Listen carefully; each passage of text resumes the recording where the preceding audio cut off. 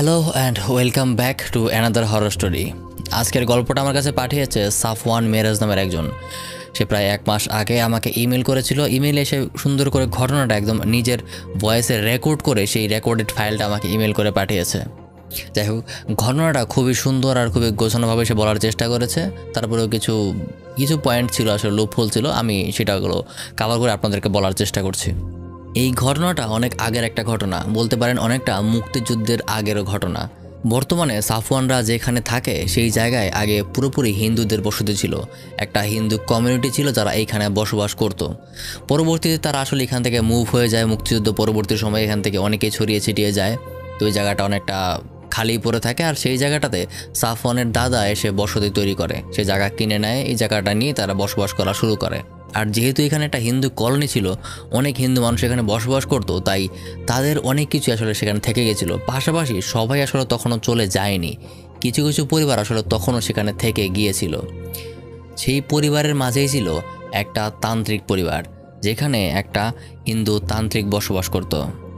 সেই তান্ত্রিকের বিরুদ্ধে অভিযোগ আছে যে সে নাকি কালো জাদু, ব্ল্যাক ম্যাজিক এসব করে অনেকেরই আসলে লাইফ নষ্ট করে দিত, অনেক মানুষের মধ্যে ঝামেলা তৈরি করতো। সে মোট কথায় অনেক মানুষের ক্ষতি করত, আর এই কারণে তার উপর অনেক মানুষের একটা ক্ষোভও ছিল।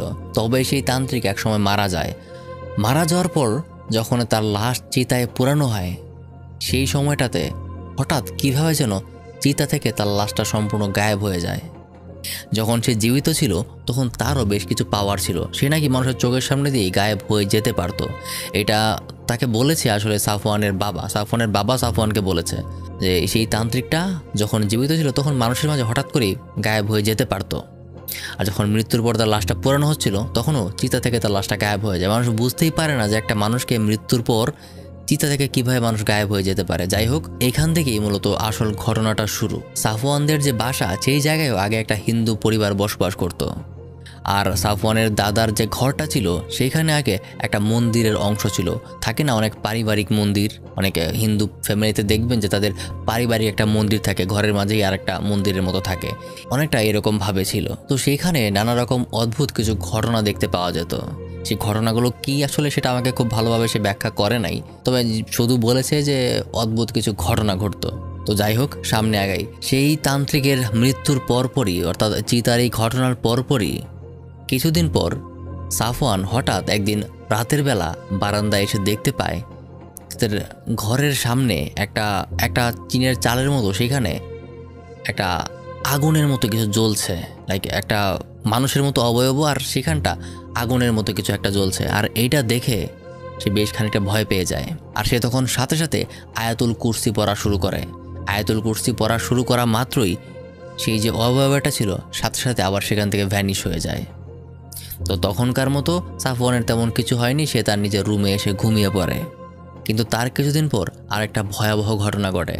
সাফওয়ানদের বাবার, অর্থাৎ তাদের ফ্যামিলির একটা বিজনেস আছে, সেটা হলো তারা রুম ভাড়া দেয়। যেমন তাদের অনেকটা এরিয়া জুড়ে প্রায় 100 খানেকের মতো রুম আছে যেগুলো তারা ভাড়া দেয়, আর এটাই তাদের প্রাইমারি বিজনেস।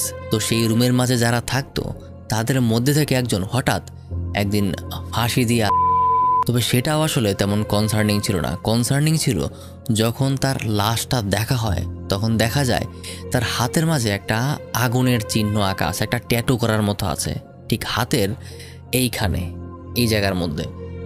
এইটা সাফওয়ান খেয়াল করে।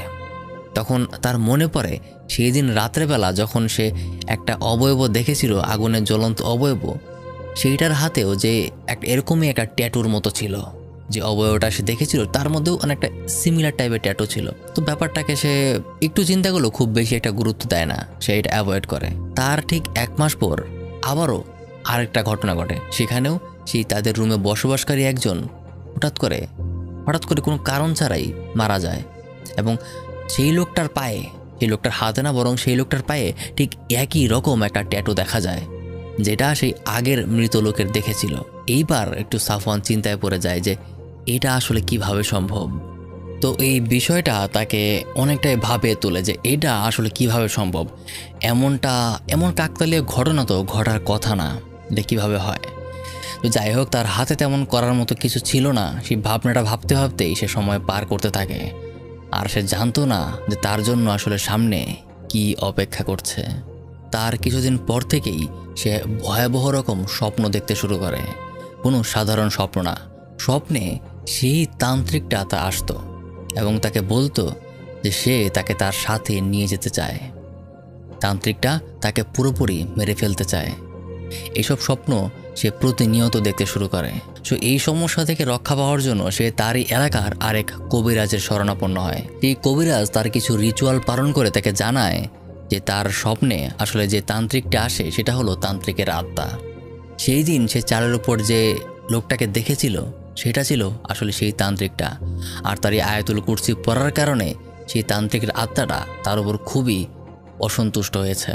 সে তখন হয়তো তার কোনো গুরুত্বপূর্ণ কাজ করছিল, আর তার এই আয়াতুল কুরসি পড়ার কারণে তার এই কাজটা সম্পূর্ণ নষ্ট হয়ে যায়। যার কারণে এখন যে সাফওয়ানের উপর খুবই রেগে আছে। সাফওয়ান তখন ভয় পেয়ে জিজ্ঞাসা করে যে এখন তাহলে কি করা যায়। সে তাকে সাজেশন দেয় চার পেয়ে কোনো জন্তু, ছাগল, গরু, মহিষ, চার পেয়ে যে কোনো জন্তু সেই তান্ত্রিকের আত্মার উদ্দেশ্যে দেওয়ার জন্য। কিন্তু সাফওয়ান তাকে পাল্টা প্রশ্ন করে এসব না করে সেই আত্মাটাকে একদম সরাসরি নষ্ট করে দেওয়া যায় কি না। তখন সেই কবিরাজ তাকে বলে একটা আত্মাকে সরাসরি নষ্ট করে দিতে গেলে আরও 4টা মানুষের প্রয়োজন, যেটা কোনোভাবেই কারো পক্ষে দেওয়া সম্ভব না। তাই আপাতত তাকে সেই 4 পেয়ে জন্তু দিয়েই সময়টা পার করতে হয়। কিন্তু দেখা যায় কিছুদিন পর আসলে তেমন কিছুই হয় না, অর্থাৎ হয়তোবা সেই কবিরাজ ছিল সম্পূর্ণ ভুয়া। তার সমস্যা চলতেই থাকে। একদিন রাতের বেলা যখন সাফওয়ান বাথরুমে যায়, তখন বাথরুম করার পর হঠাৎ যখন সে পেছনে তাকায় তখন দেখা যায় বাথরুমের ভেন্টিলেটর দিয়ে, অর্থাৎ প্রতিটা বাথরুমেই পেছনের দিকে কিছু ভেন্টিলেটর থাকে। ওই ভেন্টিলেটর দিয়ে খুব ভয়াবহ বিশ্রী রকমের দুটো বড় বড় চোখ তার দিকে তাকিয়ে আছে। এটা দেখা মাত্রই সাফওয়ান সাথে সাথে সেখানে অজ্ঞান হয়ে যায়। পরবর্তীতে সাফওয়ানের ফ্যামিলি যখন তাকে খুঁজে না পেয়ে বাথরুমে নক করে, দেখা যায় সে আর দরজা খুলছে না। তাকে দরজা ভেঙে বাথরুম থেকে উদ্ধার করা হয়। আর তখনই সাফওয়ান সব কিছু তার বাবাকে খুলে বলে। তার বাবা তখন তার এলাকারই এক মসজিদের ইমামকে বাসায় নিয়ে আসে। সেই ইমাম তখন বিভিন্ন দোয়া সূরা পড়ে তার শরীরটাকে বন্ধ করে দেয়, আর তাকে জানায় প্রতিনিয়ত একটা আমল তাকে করতে হবে। তাকে একটা নির্দিষ্ট আমল সে শিখিয়ে দেয় এবং তাকে বলে আগামী 2 থেকে 3 মাস পর্যন্ত তাকে প্রতিনিয়ত এই আমলটা করতে হবে। তো তারপর থেকে সাফওয়ানের দিন বেশ ভালোই যেতে শুরু করে। সে হুজুরের কথা মতো সেই আমল নিয়মিত করতে থাকে। কিন্তু কিছুদিন পর, আনুমানিক 10 থেকে 15 দিন পর, হঠাৎ সে একদিন আমলটা করতে ভুলে যায়। তারপর সেই দিন সে আবারও এক ভয়াবহ রকম স্বপ্ন দেখে। আর স্বপ্নে সেই তান্ত্রিকটা তাকে এসে তাকে বলে যে এবার সে তাকে নিয়ে যাবে, কোনো আমলই আর তাকে বাঁচাতে পারবে না। এরপর দিন থেকে সে আবারও সেই আমল করা শুরু করে। তারপর আবার তার সময় ভালো যেতে থাকে। কিন্তু কিছুদিন পর আবারও একদিন সে তার আমলটা করতে ভুলে যায়। আর সেই দিনই তার সাথে সবথেকে ভয়াবহ ঘটনাটা ঘটে। সেটা হলো সে ঘুম থেকে যখন উঠে সে দেখে সে আর নিজের ঘরে নেই। সে দেখে সে সম্পূর্ণ অন্য একটা জায়গায় চলে গেছে। তার বাসা আসলে সাভারের কোনো একটা এরিয়াতে। সে ঘুম থেকে যখন উঠে দেখতে পায় সে মানিকগঞ্জের একটা পুকুরের পাড়ে পড়ে আছে। তবে সৌভাগ্যবশত সেদিকে তার এক মামার বাড়ি ছিল। সেই মামা আর তার পরিচিত লোকেরা তাকে খুব সহজেই খুঁজে পায় আর তাকে তার বাসায় ফিরিয়ে নিয়ে আসে। এখনও পর্যন্ত সাফওয়ানের ঘটনা তার সাথে চলমান আছে। এখনও সে পুরোপুরি সুস্থ হতে পারেনি। সে আপনাদের সবার কাছে দোয়া চেয়েছে। তো আমার পক্ষ থেকে থ্যাঙ্কস আ লট সাফওয়ান ঘটনাটা আমার সাথে শেয়ার করার জন্য। অ্যান্ড যদি আপনারা এমন কোনো ঘটনা থেকে থাকে যেটা আপনি আমার সাথে শেয়ার করতে চান, তাহলে আমার ইনস্টাগ্রাম আইডি @মারুফ হায়াত সেখানে শেয়ার করতে পারেন, অথবা সরাসরি সাফওয়ানের মতো আমার কাছে ইমেইলও করতে পারেন। আমার ইমেল storymaruf@gmail.com, এটা ডিসক্রিপশানে পেয়েই যাবেন। দেখা হবে পরবর্তী আরেকটা হরর ভিডিওতে।